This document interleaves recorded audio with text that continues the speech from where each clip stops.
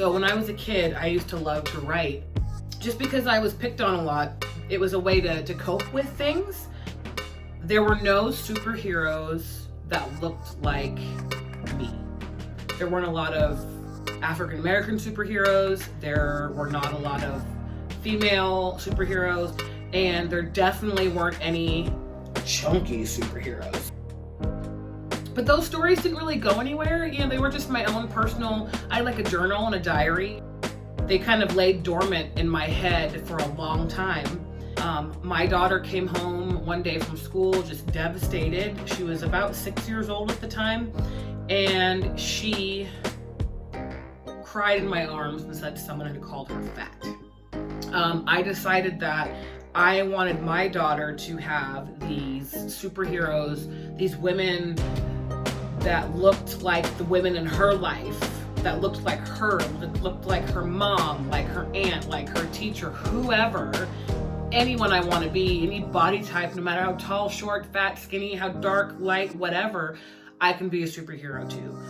Initially, it was about size. It was just about females and body weight, because that was my biggest issue, was my body weight. It's what I was teased for. It's what I struggled with the most.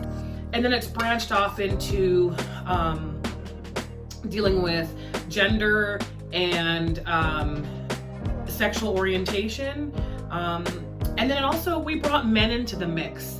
I've had to learn over the years some of the issues that men deal with, whether it's, you know, being too skinny, being overweight, not being tall enough, not being masculine or manly enough, you know, all of those things.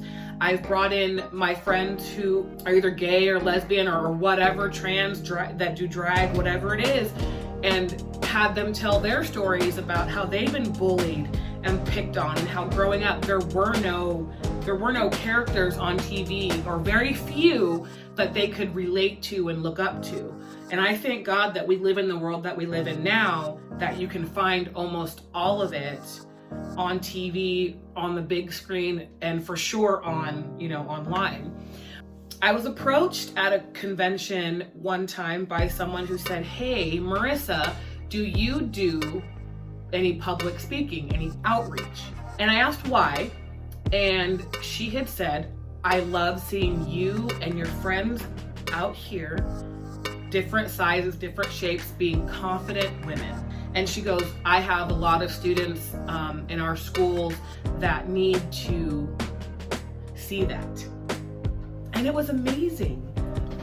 I had, you know, parents come up to me and tell me, "Your story is my daughter's story. She was picked on, and she's still being picked on." And, you know, it's great to see someone that had gone through the same thing speaking up about it and being so confident about it. And so we started getting contacted by comic conventions, and they wanted us to come out and speak at these conventions about body image and cosplay.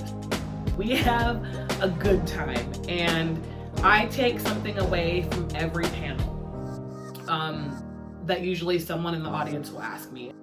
We're supposed to be up there as like the experts, but then somebody will bring us some amazing question or topic, and it's like a light bulb goes off, and then I come away with some new knowledge or viewpoint. Dougary Grant is the founder of the Geek Fashion Show, and he approached us, or chunky girls, at a convention and said, "Hey, we would love to have you guys walk in our fashion show." I must have looked at him up and down, around and around, thinking, "Us? Models? Fashion show?" Because we clearly aren't the typical fashion models. It was really an honor to be asked, and since then I've walked in several fashion shows all over Northern California, some pretty big shows. I'm a chunky girl, and I'm generally pretty confident, you know, but to be on a stage, on a runway, where you're the only person up there, I was pumped up by the other women and the girls there that were just so encouraging. But it's helped me grow as a person and grow in my love for myself. If I could talk to my younger self, It's a hard question. I'm trying not to get emotional because I've been through a lot, and a lot of the stress and stuff in my life has shown through weight gain, weight loss, weight gain, weight loss. I'm sad for the old me, if that makes sense. I feel sad for those years that Marisa was hating herself. So I would tell younger me, people aren't going to always talk like that to you. And if they do, you've grown so much that you can brush it off.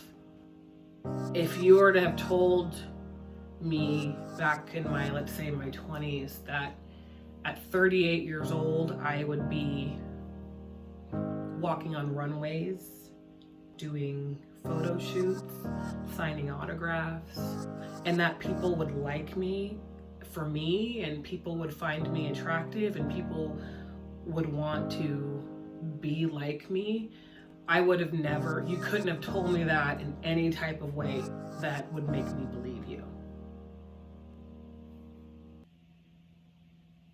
So I would just tell her it gets better.